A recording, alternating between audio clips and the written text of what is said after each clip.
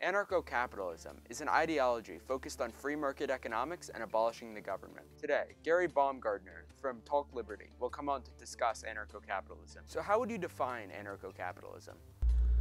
So I would define anarcho-capitalism as a complete absence and recognition of central and state authority. What benefits do you think anarcho-capitalism would bring to a society?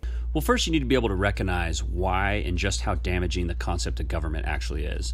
Not only in theory, but in practice. At their best, government is naive and inefficient, and at their worst, they're corrupt and destructive. Government has no profit incentive since their revenue is essentially guaranteed regardless of their performance via taxation. This is why anytime the government gets involved, whether it's healthcare, housing, or schooling, prices go up and quality goes down.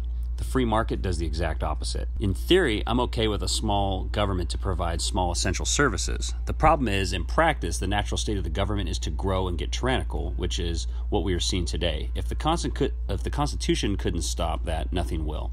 This is why ANCAPs believe in zero state authority or power, because it will never get a chance to grow. Essentially, all this means is that a world without government would mean a society that lives and interacts on a voluntary basis. Every law the government writes has to be enforced eventually by a gun. If I disagree on the United States dropping bombs on children in the Middle East, I can't withhold my tax dollars without going to jail. When someone can force money from you, it allows corruption on a massive scale. What would an anarcho-capitalist society look like? I need to make it clear that it wouldn't be perfect because no such thing exists in this world. We live in an imperfect world and no system is going to change that. The question becomes, how can we improve our lives with the best possible system? If you look throughout history, the biggest atrocities have been committed by government. Slavery, genocide, and the Holocaust, just to name a few. I think anarcho-capitalist society would be a lot more peaceful and prosperous. A great example would be to take a look at the war on drugs. In an ANCAP society, the mere possession of a drug would not be a crime. Our current war on drugs is an absolute disgrace. For 40 years, we have been locking people up for the mere possession of marijuana, which is unequivocally safer than alcohol by any standard. Only the government can kick down someone's door that's non-violent for smoking a plant and lock you in a cage. Not to mention, when the government makes drugs illegal, it creates a black market which drives the price absurdly high. This not only creates violent gangs, but now the addict that could have gotten high for $2 is now robbing stores to maintain his high. I need to be clear that drugs are dangerous and there are ways to handle addiction. The war on drugs is more dangerous than the actual drugs themselves. This is just one example, and I could apply this same logic to many other areas.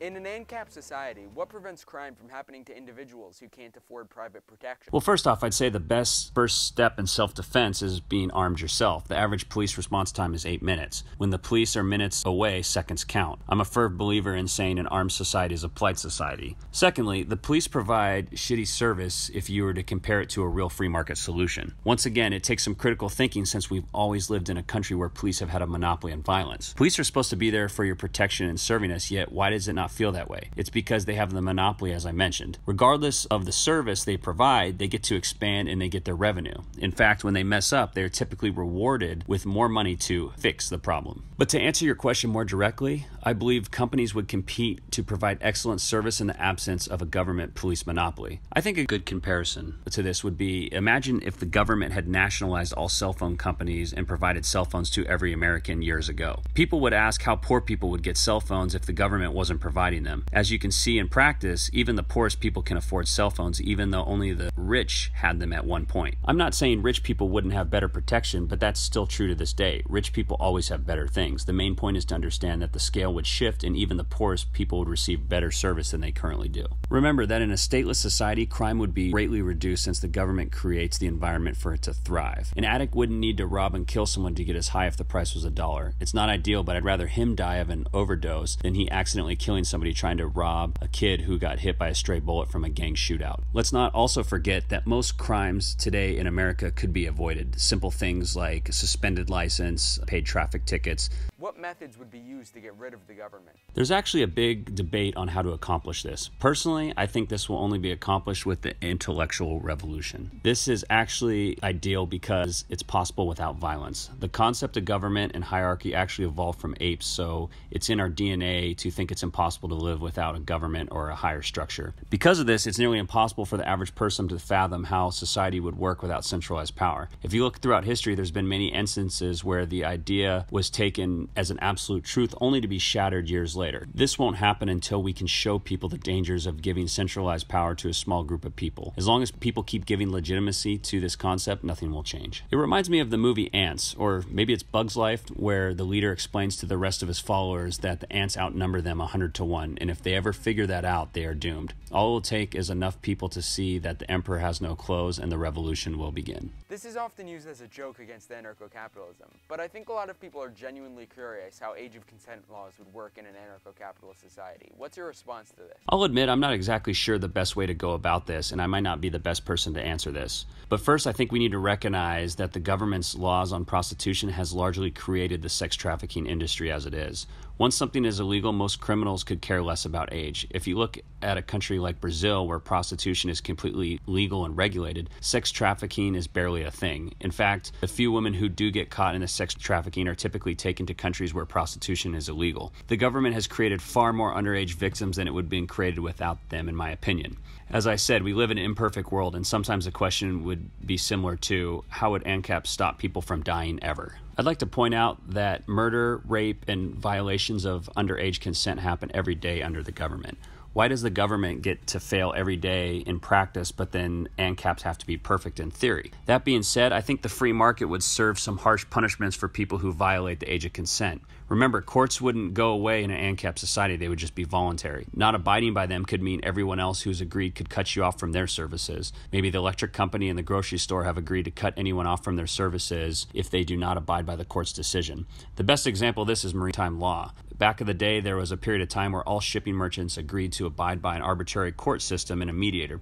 No one was forced to do this, but if you lost a case and ignored the ruling, literally every other merchant would refuse to do business with you, effectively shutting down your business.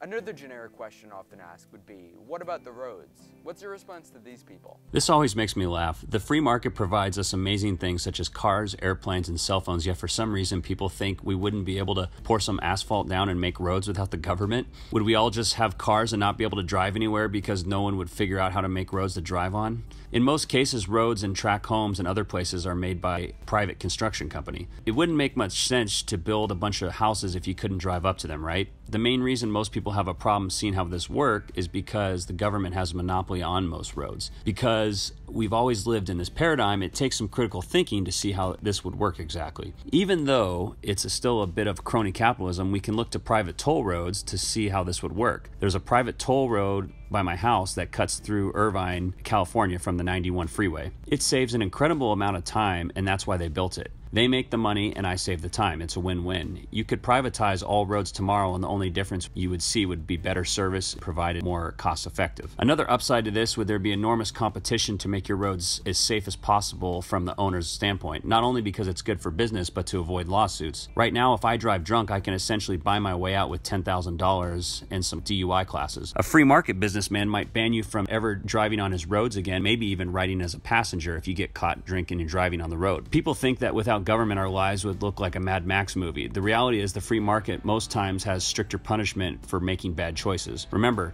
as far as I know, there's no law that prohibits Disneyland customers from bringing motorcycles and riding them in the park. Disneyland wouldn't even need the law if there was, because it's common sense and it's unsafe and it would risk the profits and safety. What's the ANCAP view on the American Revolution? Was it a step in the right direction or just another attempt at statism? Murray Rothbard, who's considered the founder of libertarianism, states in his book, The Anatomy of the State, that the Constitution was a noble attempt at trying to limit government. He points out that the checks and balances that were set up are not immune to human behavior and essentially checked by the same people trying to grow the government. The Constitution was the most libertarian government document the world had ever seen. It was designed to chain and restrict the government in every possible way, yet look at the end result.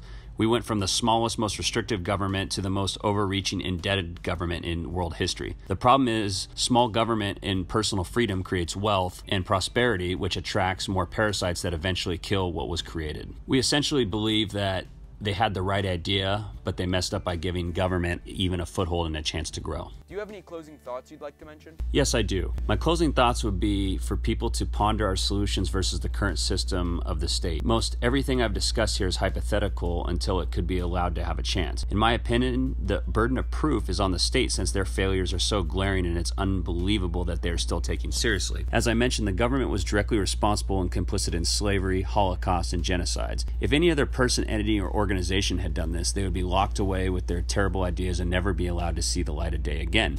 The question becomes, why do we allow this to continue? The most practical option would be to allow people to try anarcho-capitalism on a smaller scale, like a trial period. Of course, there is nowhere on earth where you can go today and simply start your own country. It doesn't matter how far away you go.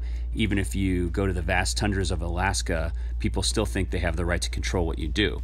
There's no place on this planet where you can go to escape the ideas of statism. There's a reason for this. If people actually realized that the government was not only unnecessary, but we were better off without them, the whole mirage would collapse and the people who benefit from the power and the wealth of government would lose everything. Thanks for watching and goodbye. If you liked the video, please subscribe and like the video for more content like this. Also leave a comment talking about your ideology and your thoughts on the ideology presented. Goodbye.